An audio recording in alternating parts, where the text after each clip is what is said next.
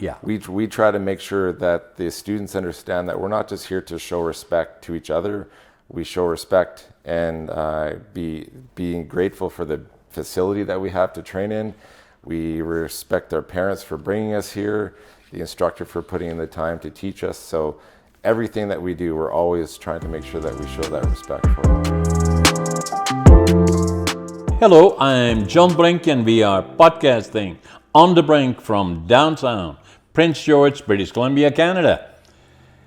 So today we have a very, very special guest. His name is Jordan Boudreau, and he is a 6th Dan, very highly rated Taekwondo individual. Yes. And he's going to tell us all about Taekwondo, as to what it means, what it does.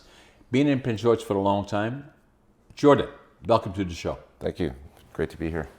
So maybe give us a bit of background on yourself. You are from the area, right? Yeah, so I was born and raised in Prince George. I was born in 1976, right up the street here at the hospital. And I've loved Prince George my whole life. I love the community. I love the neighborhood that I've grown up in. Have an amazing family and amazing group of friends here in Prince George for sure. Yeah, so what has happened to Prince George is that I came here about 10 years before you did. I was in my early 20s, 1965. It was then considered to be a boom town. Right. And a lot of times people said, if there was interaction, they said, when did you get here and then when are you leaving? It's kind of a place to make money, and then they leave. A lot has changed since then, and Prince George has become an amazing community in an amazing region, northern British Columbia, about 500 miles north of Vancouver, or 800 kilometers for our European friends watching us, and an amazing nature all the way around us. Absolutely. Prince George is about 80,000 people in the area, probably in the region. It's kind of the capital of northern British Columbia. And most of the population is in southern BC. Right. Here, a couple 100,000 in northern BC, likely. But lakes all around us, within 50 miles, probably 100 lakes. Animals and of all descriptions, bears, caribou, you name it, they're all here. Oh, absolutely, for sure. And so that's what we love about it. Yeah. So you took your schooling here in Prince George. Yep, schooling all my elementary days and high school days, and then I've been employed here in the forestry industry since I was 17 years old. I started in high school and have continued on in the forestry industry my entire life, and still working with forestry today. So you're working for one of the local forest companies? Yes. Yeah. And is it Canfor? Canfor, yes. Canfor, and Canfor, again, for our guests watching us, is one of the larger forest companies in the world, actually, and then also in BC, right. in North America, very interactive. They have pulp mills here, yes. as well as sawmills. Yeah. So actually, I started in the sawmilling at 17 and worked there until 2011, and then unfortunately that mill had shut down. So I moved over to the pulping side, and I've been there since 2011. So which mill did you work for? That Clear Lake. Clear Lake sawmills. Yeah. There was a finger joint plant. There was one there, yes. Yeah, and a little sawmill as well. That's right. So the industry has been downsizing to a certain extent quite dramatically, and but still there is still lots of forest around British Columbia, and the industry will recover in some form or fashion. Oh, for sure. It's very well located, obviously, we in British Columbia to the rest of the world, so there will be a good future. Now you're working in the pulp side, and the way it works with the pulp industry is that I usually say for every 5 sawmills that shut down, 1 pulp mill is affected by it. Unfortunately, yes. Because they rely on pulp and chips in particular coming from that to run the pulp mills. That's correct. Yeah. So it's unfortunate time for the forestry industry, but I'm sure, like you said, I'm sure we will see a turnaround eventually. So and that's kind of the way I look at it. I'm an optimist. I started my company 50 years ago, and and we're still operating today. Right. We intend to operate for another 20, 30 years. Absolutely. I'm 84 now, so I want to live till about 120 and probably stay. Exactly, yeah, for sure, 100%. Staying active That's right. in enjoying working in the industry and being active in this region in particular. Not only the Prince George region, but BC, British Columbia is an amazing province, really. Absolutely. And we're very lucky to live in Canada. Yeah, for sure. Every time I fly around a lot, commercial flying, I always sit by the window, and if I look outside in North America, but in particular BC, I say it's paradise. It is paradise. I was just flying back from Saskatchewan on the weekend, and again, loving to sit by the window and looking out the window, and when you can see those mountains approaching, even though they're still hundreds of miles away, like you're returning home when you can see that mountain. Isn't it amazing? Right? Oh, it's amazing. Yeah, and there is no other place, and I say that respectfully, I've been all over the world, but every time then I approach British Columbia, it gives me that feeling of, this is home. Absolutely. And we are very, very lucky. Absolutely. And, I was born in Holland, but, but it was always my dream from the time that I was 5 years old, when we were liberated by the Canadians, to go live in the land of my heroes, Canada, and then build a lumber mill. And so that's what I did. That's great. So you had your background here then. So when did you started working when you were 17? Right. Already in the forest industry, then in Clear Lake sawmills, started from the bottom up, likely. Yeah, and so what kind of a job do you do now then? So now I'm a shift supervisor with Northwood. Okay. Yes. And if you say Northwood, that's another operation that was acquired by Canfor. Exactly. That consolidated, and they had that is one of their biggest pulp operations. That's right. Recently curtailed one line of it. It's a two-line mill, really, and very big operation. And it was a big change. I was originally, when I came over to the pulping side, I was with PG Pulp, and unfortunately that had to shut down. So moved over to the management side and was moved up to Northwood. And it was even being in the industry for as long as I had been, to go to that mill and seeing the size of it was definitely overwhelming, but making the most of it now, and I love my position there, so it's been great. And again, that is all a result of economic downsizing of not only in BC forest industry, but across Canada in the forest industry and across North America, really. And it follows likely already a downturn from 2021 forward, and then obviously COVID was there, and so the industry collectively has gone to a tough time.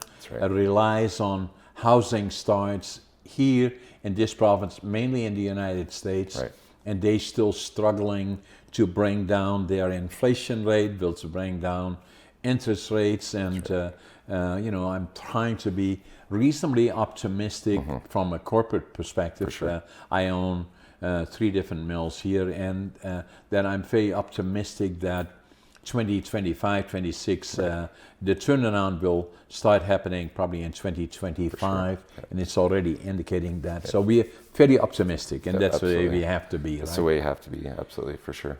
So that's where your career is. So still in the Canfor management structure. And, so that is a solid career, and I'm sure that from here on in, things, as we said, will stabilize, and your future is likely very secure in your area. Unfortunately, a lot of people lost their jobs and obviously are adversely affected. Yes. So let's talk a little bit about, you're very much into health and fitness. Correct. Yeah. So I started, I was actually just talking with the class last night, and we're talking about why we usually like to sit down and we have these group discussions. We call it mat chats or whatever you like to call it. But we sit the kids down, the members down, and we just talk. Like, we're there to train, but sometimes it's important that we just talk as well, right? So I love it. We were just discussing last night. One of the kids asked me how old I was when I started martial arts. And I didn't start martial arts until I was 13 years old. but I was explaining to them that I knew I wanted to be in martial arts even when I was 5, and I hadn't watched any of the movies. Right, I was too young, wasn't allowed to watch those. Your older brother was in it as well, right? My older brother used to be in martial arts with me. Yes, Yeah, correct. yeah. And I have 2 older brothers. Yeah, and so you got kind of the feeling of that's where you wanted to go already when you were 5. Yeah. And so do I say it like Taekwondo? Thai. Taekwondo. Like exactly. Okay, that's Taekwondo, good. But yeah. yeah, Taekwondo originates really in Korea, Correct. right? Yeah. And then it is a sport, if that's what you would call, that is mainly defensive but without weapons. Exactly. So, like most martial arts, just a form of unarmed combat. So no sticks, no knives, nothing. It's just hands and feet. Yeah. Using your body parts. The thing about Taekwondo that's quite interesting is there's actually 2 factions of Taekwondo. We have the WT, which you'll see on the Olympics, which is very much sport generated and focused. And then you have the ITF, which is the International Taekwondo Federation that I'm part of, which is a little more traditional. So we focus, even though we do have sport, we have many tournaments, but it's still very traditional. So based on how it started, exactly, way back in the 1800s. So originally General Choi, the founder of Taekwondo, was a general in the newly formed Korean military. So he started developing Taekwondo using his actual infantry division that he was in charge of. He was a 2nd degree black belt in karate, in Shotokan karate. When he became the general within the military, he started changing little things and sort of tweaking it for actual application with his infantry division that he was in charge of. So we see a lot of similarities between Shotokan karate and the style of Taekwondo that I perform today. So the other thing that I find interesting, when I was still in Holland, and I probably was, I would think about 10 years old or so, 10, 11 maybe, I went into judo. And then judo, again, has a lot of similarities to Taekwondo, is that it has the belt system of white, yellow, green. Right. And then you go to a different one before you get to black. Right. So so I'm a brown belt judo. The next one would be black belt. Correct.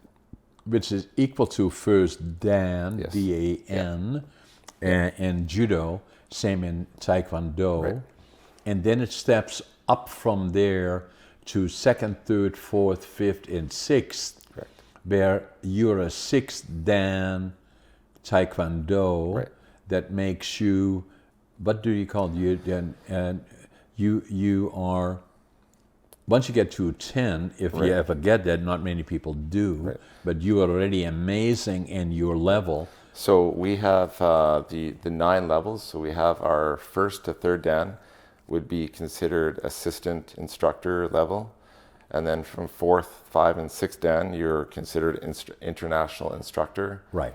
And then we have our 7th and 8th Dan, which is master level. And then 9th Dan would be grandmaster level. We actually don't go up to 10. We stop at 9. There's reasons behind that. We have a lot of theory behind why we stop at 9. Right. 9 being the highest single digit number, so that's where we stop our levels at. Yeah, okay, that makes sense. Right. And so structure-wise, it's somewhat like judo, but then different in other areas, obviously. So I know several people that have the younger persons involved in Taekwondo. Right. And so what are the benefits to young persons For sure. from what age forward? 5, 6, 7? So yeah, we actually have a preschoolers program, which is for 4 and 5 year olds. and it's a lot of fun, and it's also a lot of chaos too. So we have about 15 to 20 kids in there at one time, and when any school teacher will tell you that when you have 15 to 25-year-olds running around, it can get a little chaotic for sure. Yeah. But the benefit though is that these kids, right, even from an early age, are learning that structure of when they come into class, they stop at the door and they're on their line and they bow to come in. And when we line up for class, each child has their own individual spot. So they're learning the structure, and they're learning to listen, and they're learning to understand that they need to be focusing when that teacher's talking. I like that part of it because I remember it well from judo, is that when I approached the mat, I bow. Exactly. And that is all part in the same. If we have a judo match, then we bow. Exactly. And then all that is part of the protocol. Exactly. That goes with it. And the protocol and the respect. We try to make sure that the students understand that we're not just here to show respect to each other. We show respect and being grateful for the facility that we have to train in. We respect our parents for bringing us here, the instructor for putting in the time to teach us. So everything that we do, we're always trying to make sure that we show that respect for it. So what age would you say that the pre-schooling or the pre-age to Taekwondo would be? What age group? Like I said, so we start at 4 and 5, but the largest groups that we have are definitely from about 8 to 12-year-olds. Yeah. And it's classic, like Taekwondo has definitely gotten sort of the stigmatism that it's great for kids but not good for adults. Right. And one of the reasons is that Taekwondo is a difficult martial art. It's trying to perform high kicks, and as we get older, high kicks are quite difficult to do. Yeah. And it's a lot of movement. It's when we're sparring, we have a 10 meter by 10 meter ring. So it's quite substantial in size, and we're utilizing that whole ring. We're not just staying in one tight little spot. So it is very difficult for adults to perform Taekwondo as they get older, just because of like I said, we start to lose that flexibility and all that stuff that where these little kids can kick high without any stretching whatsoever, right? So is it male, female, or is it? Yeah, it's quite, for sure. And so, and then, and this comes directly to what you were saying earlier, as you get older. So what would you say is the age group looking at the higher age? Right. So the what we like to do is when we have that younger student come in, and we see that they are starting to approach a higher level and they're getting up there, we actually stop them from advancing to black belt. We have a junior black belt program, right? But we don't give out full senior ranks until the student is over 18 years of age. So they can definitely reach a higher level. So that's we kind of put the brakes on them for a bit to make sure that we just don't want to be a belt factory and just giving everyone these black belts, because I hold my black belt very close and dear to me. So I want to make sure that I just don't want to be handing them out just like Halloween candy, right? So, yeah, exactly. We definitely put the brakes on the kids when they get to the junior level, and then it takes quite a few years to actually achieve your full senior belt rank. So on age-wise, on the upper side, so I'm a bit of an example here. I'm going to be 84 on November the 1st. So I would have difficulty getting my leg way back up here. But so is there a particular age that you would say? Where it's sort of like it's starting to... Yeah, so where you say... It's difficult because like we can always modify. It's like... I used to be heavily into CrossFitting. Yeah. And obviously can't lift all the weights, but I can lift some, so I would modify my workouts. Yeah. And I think that's what a lot of people forget is that, well, I can't kick high, so Taekwondo is not for me. We can always modify with anything we do. And that's the point that I wanted to make. It is that first and foremost, it is not necessarily all the physical things that you may able to do, but all the other qualities that go with Taekwondo are very valuable at any age, virtually. 100%. Yeah. One of my very close friends and one of my senior instructors that helps me out is into his 60s now, and an amazing friend, an amazing martial artist, and he's still going to be competing next month. So, amazing. Kudos to him. Yeah. There you go. I love it. And that again, the message to our listeners is that fitness is very, very important from a longevity perspective and from health and fitness perspective. And, either it is Taekwondo, it is Judo, whatever it is, but at least as you progress through age, not limited to at what point, but the sooner you become aware and create knowledge of fitness and all the other things, the benefits that go with it, it will serve you well in the rest of your life. Exactly. Now, diet is also an issue that... For sure. I mean, if I want to look at it from a competitor's perspective, if we want to be reaching the national level, internationally, World Cups, World Championships, having a proper diet, having even a different active lifestyle outside of martial arts is key. You have to be keeping yourself in top physical shape if you want to reach those high levels of competition, for sure. Yeah. So the same as Judo when I was involved, and I didn't continue it when I came here to Canada, but I still remember well. The other thing that I'm doing, bodybuilding and physique competing.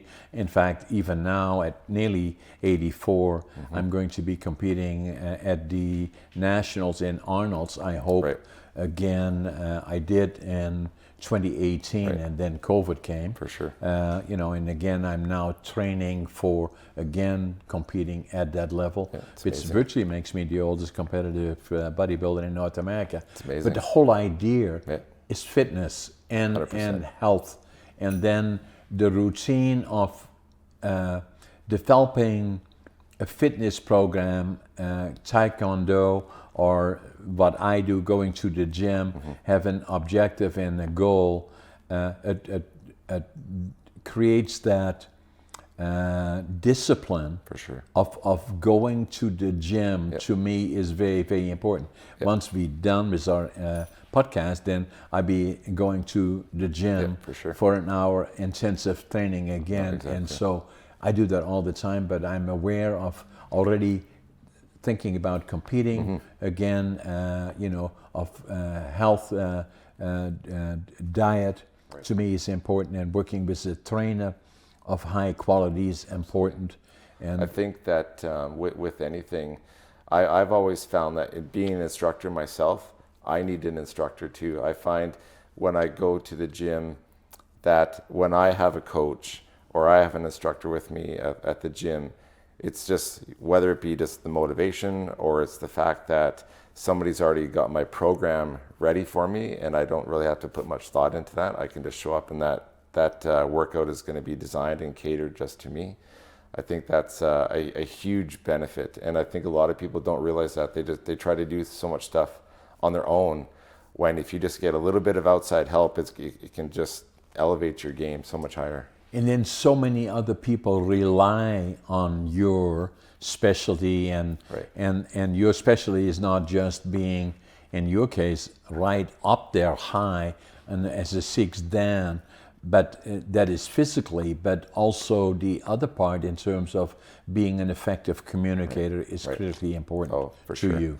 I've always found that, like, some people are amazing coaches or instructors, but maybe don't have the championship wins under their belt, so to speak. So I always found that when I knew I wanted to be an instructor one day, but I felt that it was important for me to make sure that I was able to reach the highest level of competition. So for us, it's our World Championships and we have our World Cups.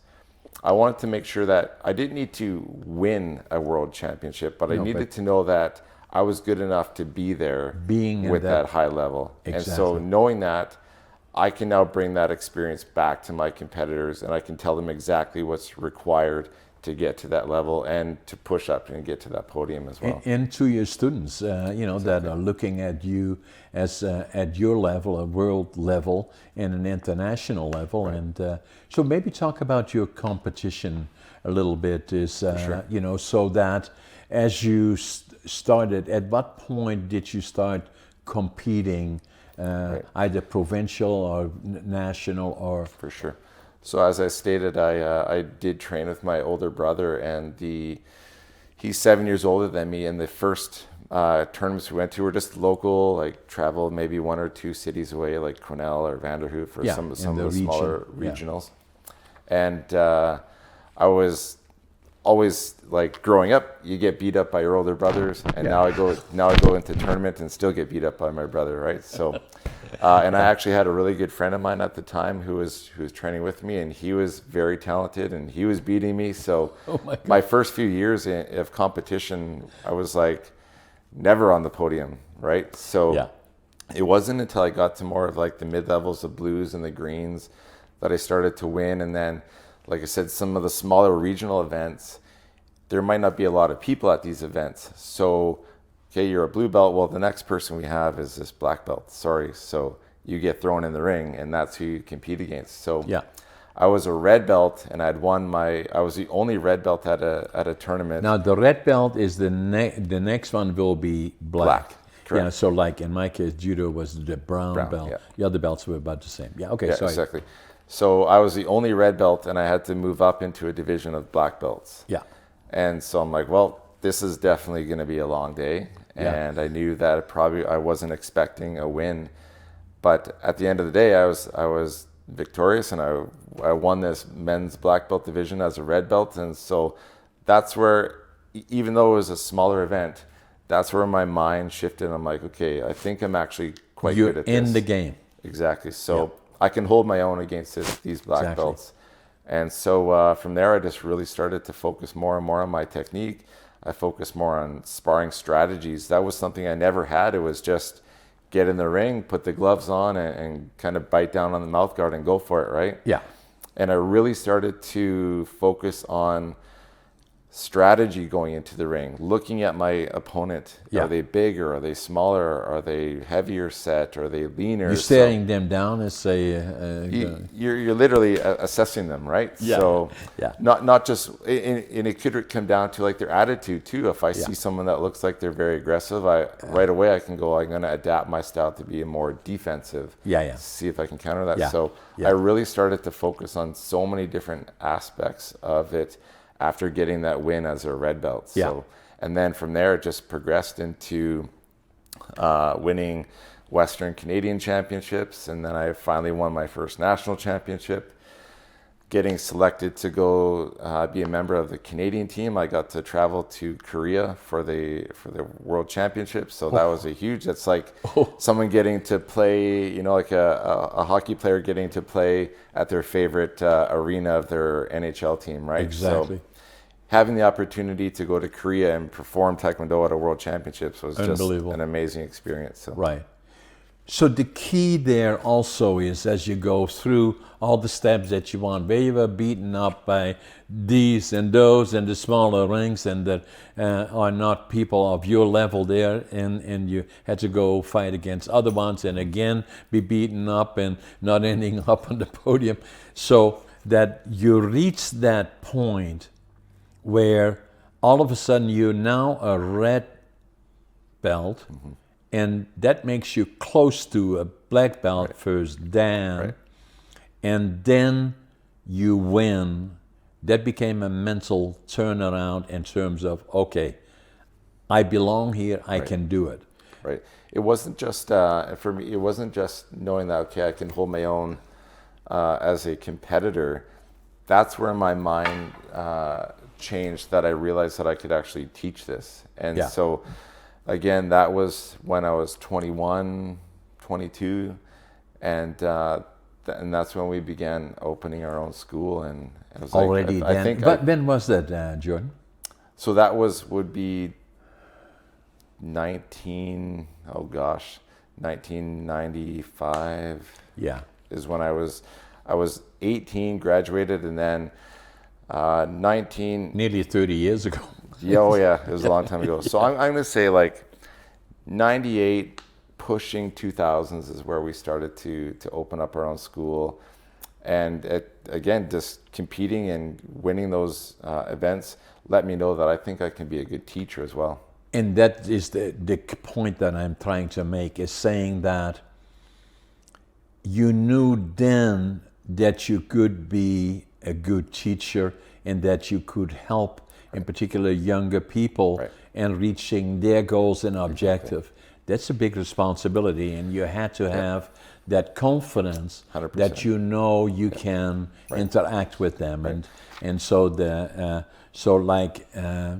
my own personal experience was that everybody goes through a shock of some sort or another. So in 2008, I was one of those guys, that every year, towards the end of the year, we go through year end and saying, okay, I'm going to do this as a commitment to next year, that, and then one of them is going to the gym, so I'm going to buy a membership, and then I do that for about 2 weeks, and then I can find 100 reasons I'm too busy, I'm not going anymore. For sure. And then something happens. I had a case of diverticulitis that nearly killed me, ruptured, and so I came about that close. And so that sent me a message, and then my wife is a vegetarian and always preached to me, and I was not as good a listener as I should be. I'm much better now, obviously, but in any event, then I knew for sure I had to become more serious about physical fitness and health in general and diet. So I got myself a trainer, started going to the gym. After doing that for about 6-7 years, one day somebody came up to us and said, "Hey John, have you ever thought about competing?" Right. I said, "Me? Yeah. Really?" And then the more I thought about it and talking to my trainer and saying, "Why not?" Yeah. So people see that about you, right? So when you get told that, you get that reassurance that maybe you could have very much thought about it, but when someone actually says to you, "I think you'd be good at this," why not take that chance? Why? Right? And then it gives you that confidence, right? 100%. And then then I started training very, very hard, and then we still had competitions here in northern BC. Started competing, and the first a little bit intimidating in a way, standing in those little short speedos, and then in front of 600 or 700 of my friends, a little bit intimidating, but I got through that, and then. Came in second in bodybuilding, third in physique. They qualified me for the provincials. Amazing. Came in third in bodybuilding, second in physique. Qualified me for the nationals in the Arnolds. That's amazing. But by then, I already was into my 70s, and in my group it was 55 and older. Right. So most of them could have been my kids, but I still did very, very well. Absolutely. And so now again. Then COVID came and all the other things happened, but I still kept trying to work out. COVID period was not very good for me, but then again, I've been training for the last 15 years with interruption of a couple of years when COVID happened, and now going back to the gym again and trying to compete at 85. Again, going to the nationals and the Arnolds, and that's my objective. I think it's funny you mentioned about how some of the competitors could be your kids. I tried to hold off as long as I could retiring from competing because my son is now 21, so I would have the opportunity to compete against him, but I'm actually a little worried about it. So I figured I'd just step back and not go that route. So him and I have some good battles with each other actually. So. Well, that is the rewards that go with it. Like you can look around you and see your son, and see it in your family, and then see the rewards. I'm sure you have it as well. I've been very active in speaking and especially to younger people about a number of issues that are important to me. Physical health obviously is one of them. ADHD is another one. I call it the superpower that I speak about. And then entrepreneurship and life in general in terms of what I see. So here is also the reason that it's 2547, that's what I had in my pocket when I landed here in Prince George. Couldn't speak the language, didn't have a job, and I didn't know a soul. But I had a dream to build a lumber mill. But the most important part to me is that attitude. I always avoid the negative. And no matter how tough today is, I know tomorrow will be a better day. For sure. The other one is passion. Whatever I do, I give it 150%. Work ethic. Exactly. You know, I usually get up at 5:30. I always make my bed, and I always think I'm late. And I work harder than anybody, and I still do that now at nearly 84. And I believe those are the foundations that are very important. And then part of that, even still now, going to the gym and doing all these other things. But then I can look back at being involved probably all the way to Holland when I was a speed skater. I was into judo, became a brown belt, the next one before black. And having that routine, then I was in the Air Force, drafted for 2 years, 30 months actually, Special Forces. Still don't know why they put me there. Probably because of my judo. I don't know, you know. But it was a very, very good experience in terms of what I learned from the disciplines that I learned there from judo, speed skating, being in a competitive environment to the military, which were very structured, gave me the tools to do what I'm still doing today. And I find that we do need these, whether it be like a daily affirmation, or even if it's just a couple simple words, like they hold extreme value and they hold a lot of volume. We have tenets that we follow, so just the courtesy, the integrity, and the perseverance, and just the belief in oneself, and those respect issues. If we don't say them, if we forget them easily enough. But if they're mentioned every day, we have them on our wall at our Dojang, and we see them and we say them, and we're constantly making sure that we reaffirm those attributes, and we display those attitudes out in public, right? Not just within our four walls of our building. And that's what really starts to sort of emulate and spread amongst the crowd is those attitudes, right? And so if we are saying them daily, they will spread out for sure. And they will stay with them, right? 100%. So and that's what I still remember from the time way back then when I was, less than 20 years old.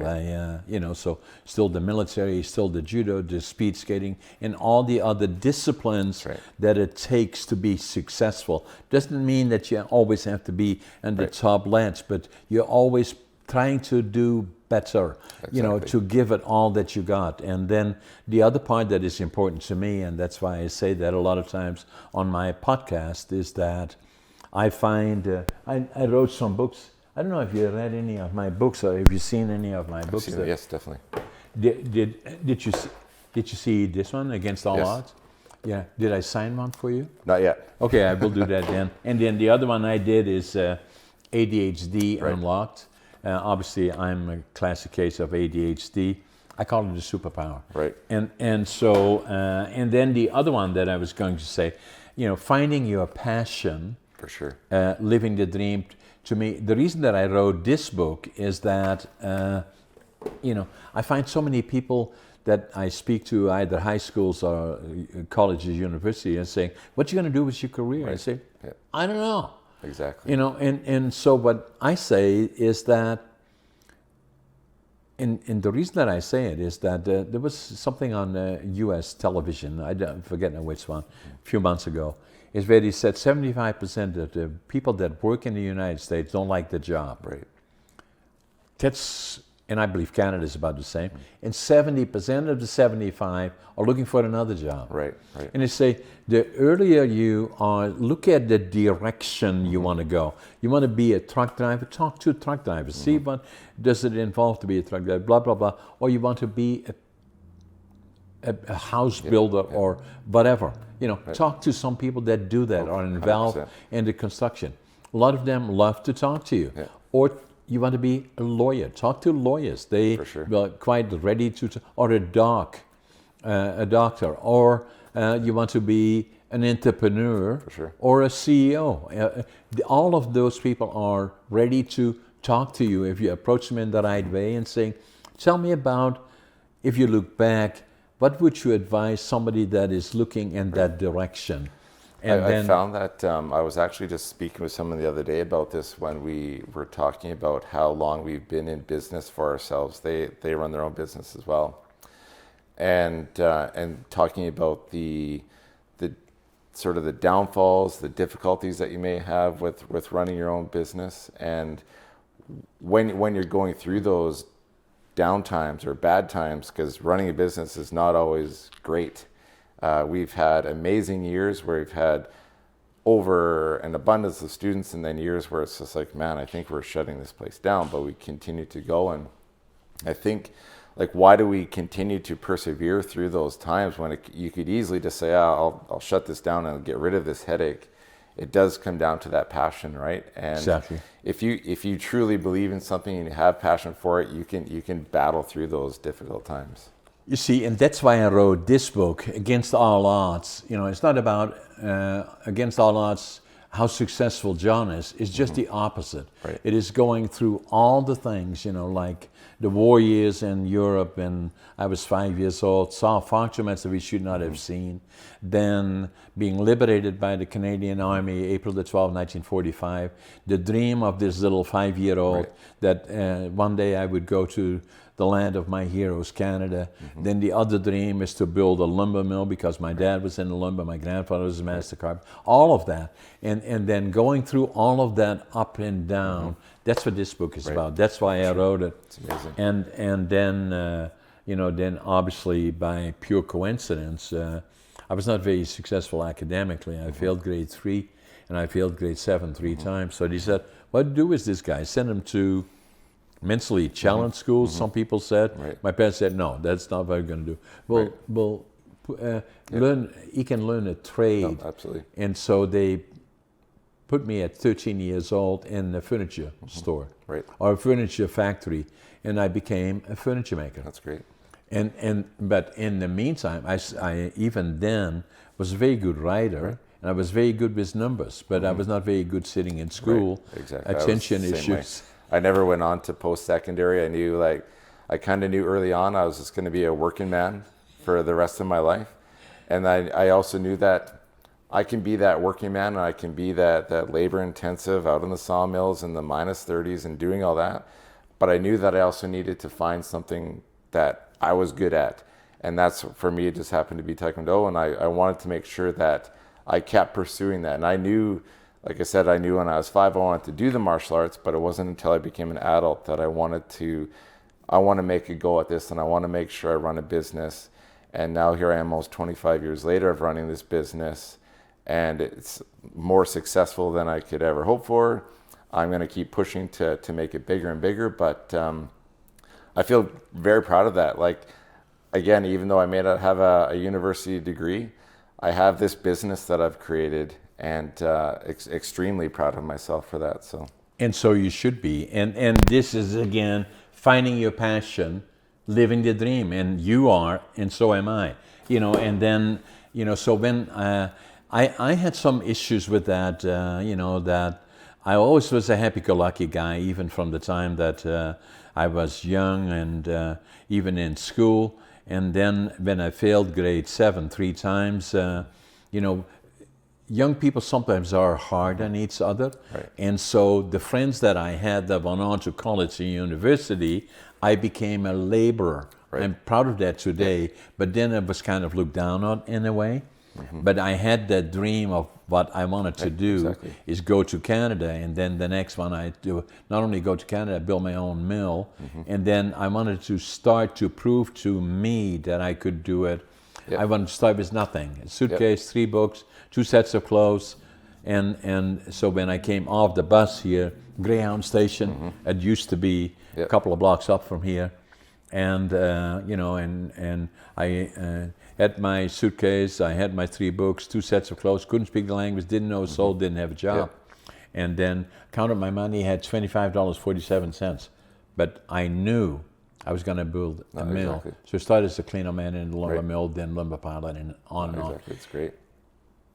The key point that I'm making is that it took me 50 years to find out, what was some of the things that I did not understand about myself, is that I went to a store here on 3rd Avenue and Books on 3rd, and the store.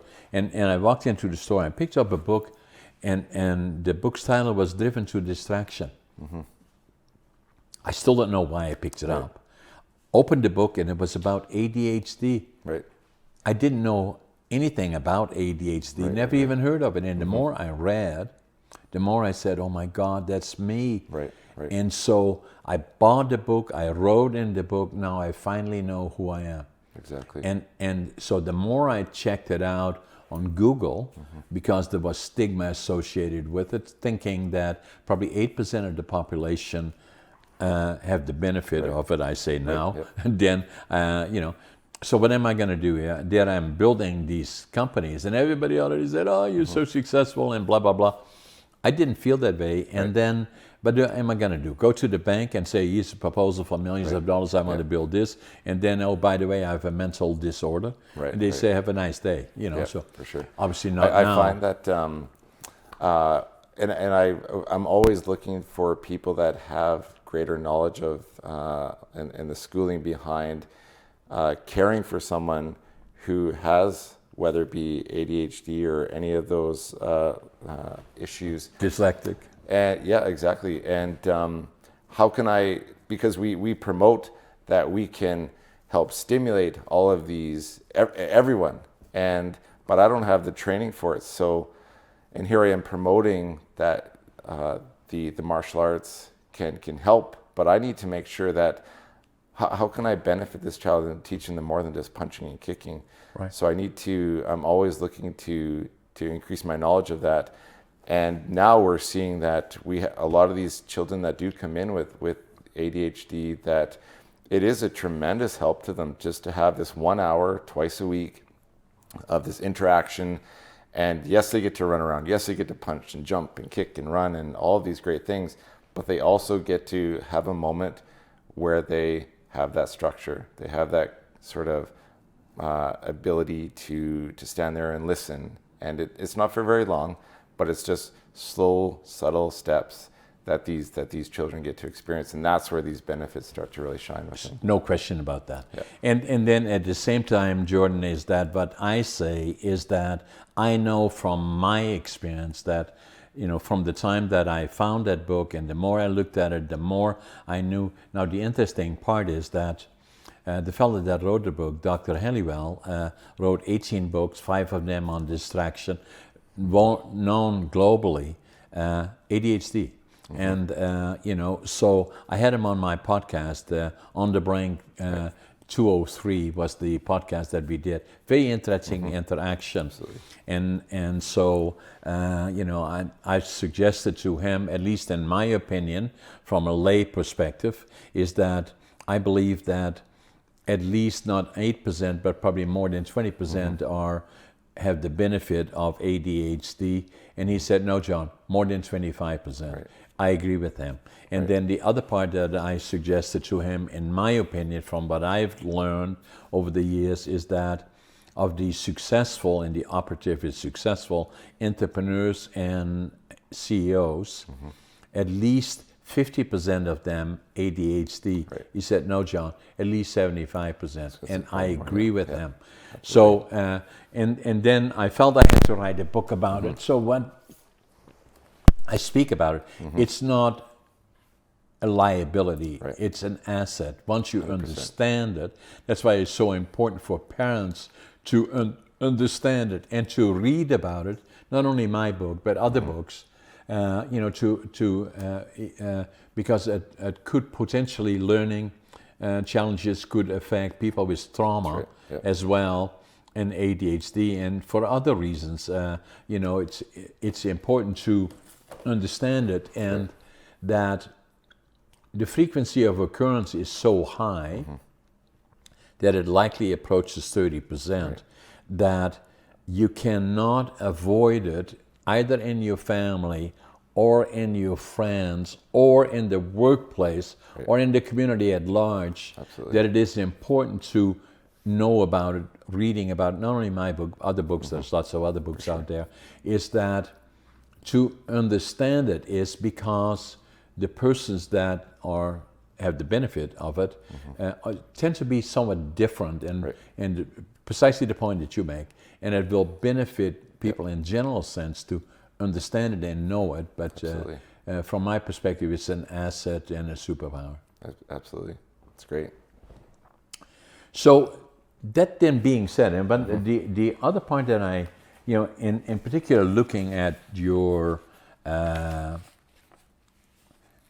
philosophy of Taekwondo, the student oath is very important.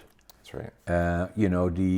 The oath is, the whole objective is that to understand not only the physical part of it, but the oath is important for... Yep. I think it's important that with martial arts nowadays, it's easy to just look at it as something to go do, get some physical activity in. And we want to make sure that it has to become a lifestyle. And it seems odd to be, one of our oaths is to literally build a more peaceful world. And it seems quite opposite when you're going somewhere to learn how to punch and kick. Yeah. And against other people. Yeah. So how do you honestly build a more peaceful world with learning how to punch and kick? Yeah. It is more than that. It's the martial arts attitude that comes out. Again, I mentioned at the start of the show it's not just respect for the instructor. It is respect for yourself. It's respect for the building, making sure your clothes are clean, making sure that you mentioned making your bed every day. You need to have respect for that. That's a beautiful bed that you have, and I proud of it, right? Exactly, you want to be proud of it. So if I look at it, I look at it here. I shall observe the tenets of Taekwondo. Correct. I shall respect the instructor and seniors, Exactly. and I shall never misuse Taekwondo. I shall be a champion of freedom and justice. Okay. I shall build a more peaceful world. Exactly. Those are the principles of life. Exactly. And are so critically important. Right. And for somebody to understand that right from the onset of Taekwondo is so critically important. For sure. And those words are said to all of our students right from the time that they walk into the facility. Even when we're giving a new student or a new client a tour, we show them like your shoes come off at the door, and before you walk into the training facility, we're bowing. We're not just bowing because it's just something that we've seen in the movies. No. We need to we're explaining that we cherish this facility that we're in. Yeah. And we don't put food on the floor. We don't we try to make sure that this is my space, and I want my space to be clean, and I want my space to be clean for other people. So, again, it's brought forth to that student right from the very moment they start, not a couple days in, not a couple weeks in, right from the very first time they walk through the door. So exactly. So the other part is, Jordan, tell us a little bit about, so what's happening next? You have competitions and... Exactly. So I started the show with, we're more than just a sport martial art. However, sport is really what, like I had mentioned, gave me the confidence to run a business and become an instructor and become a coach. I've now recently become one of the Canadian national coaches. Just got back from Finland last year. Amazing experience. And so we now have hundreds of other events coming up. We have a site that we go to, and we can just see all of these events that we have coming forth, and not only in Canada but internationally as well. So I just got back from the North American Invitational in Regina, as I mentioned, and we have our BC Cup coming up next month. So for us, where is that? Where will that be? That'll be hosted here in Prince George at Dutchess Park. So, wow. Yeah, and for us, the BC Cup, we like to host the BC Cup. We have a provincial, and we also have the BC Cup. Yeah. The BC Cup allows me to invite other provinces and even schools from the United States if they choose to come up here. So that's the one that we like to host because we can get more people to come to it, obviously. Yeah. Prince George is difficult for people from the Lower Mainland to want to come up here for some reason. Even though we are centrally located, it's a challenge unfortunately to get Lower Mainland clubs to come up here, especially since our tournament seasons are usually spring and fall. Right. So just road conditions are not the most ideal for travel. So however, again, we are hosting the BC Cup, and absolutely looking forward to this. We haven't had a tournament here in Prince George since 2018. Amazing. So we're definitely looking forward to hosting this again. We expect to have 250 to 300 competitors. Wow. Ranging from, again, I mentioned the pre-juniors or preschoolers, so our 4 and 5-year-olds, all the way up to our senior black belt division. So full day of competition, but it's busy and hectic right from the opening ceremonies right to the closing round. So we've always been supporters of a lot of events in northern British Columbia, and British Columbia in particular, also Taekwondo. Right. And so we have a donation for you. That's amazing. For the BC Cup in Prince George. That's great. And Thank you very much. And at the same time, I want to share with our viewers from around the world the importance of the foundation of these particular type of clubs. It may be Taekwondo or others where people like yourself are giving virtually everything of their life towards teaching not only Taekwondo but the whole interaction with the rest of the world in terms of the importance of disciplines that go with it. And you've done an amazing, fabulous job. I find it's, I understand that it does take someone to step up to host these events, but it is people like yourself that will support these events and allow these members of the community to have an amazing, successful event. So I greatly appreciate this, and thank you very much for that. Excellent. And again, to all our watchers from around the world, this is a local program for us here in the north, but it applies to everybody around the world. These organizations are not only in North America, but also the rest of the world, in particular Asia, obviously, and we ask and challenge other businesses to support these organizations that take so much commitment from some people, and and again, keep subscribing to our programs, and like our programs, comment on our programs, and share our programs with others. Again, Jordan, it was a pleasure. It was a true honor to be here. Thank you very much. Thank you.